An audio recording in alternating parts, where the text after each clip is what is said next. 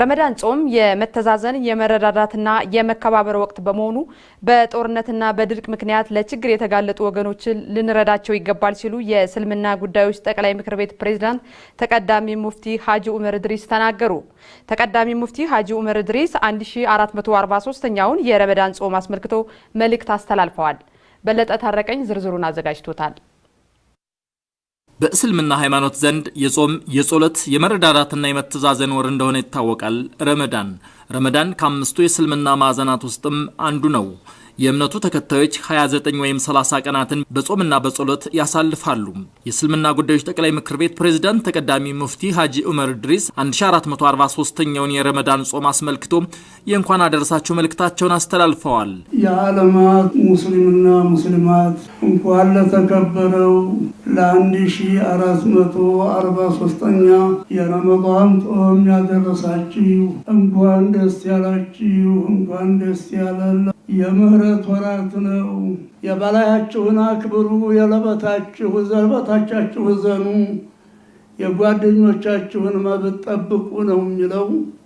ተጣሉ ተቃረኑ አይልምና ጥላቻን ወደ ኋላ አድርገን ጭቅጭቅን ወደ ኋላ ትተን በሰላም በዱዓ በቁርአን በሶላት ረመዳናችንን እንድናስተላልፍ እንድንጨርስ አደራ ማስተላለፍ እፈልጋለሁ። ተቀዳሚ ሙፍቲ ሐጂ ዑመር ኢድሪስ በሀገራችን በአማራና አፋር ክልሎች በጦርነት የተጎዱትን በወለጋ ከቤት ንብረታቸው የተፈናቀሉትንና በተለያዩ የሀገራችን አካባቢዎች በድርቅ የተጎዱትን ወገኖች ልንረዳቸው ይገባል ሲሉ ነው የተናገሩት።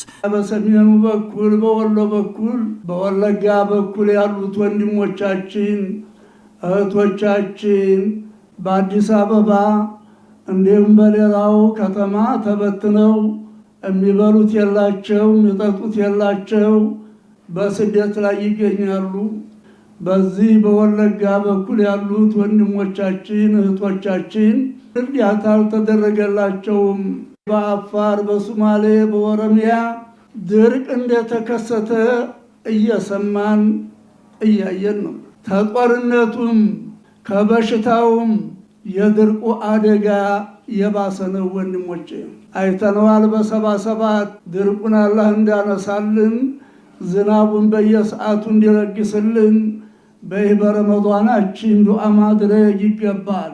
ተቀዳሚ ሙፍቲ ሐጂ ዑመር ኢድሪስ ጾሙ የጨረቃን መውጣት ተከትሎ በቀጣይ ቅዳሜ ወይም እሁድ ሊጀምር እንደሚችልም ነው የተናገሩት። 30 ዓመት በፊት ዑለማው ተሰብስቦ ሸሪዓ ፍርድ ቤት ተሰብስቦ በሀገራችን ጨረቃ ማየት በጣም አዳጋች ስለሆነ በሙስሊሞች ሀገር በውጭ ጨረቃ የታየ እንደው በእነሱ ተከትለን መጦም ተከትለን ማፍጠር ይፈቀድልናል፣ ሸሪዓው ይፈቅዳል ተብሎ ተደንግጓል።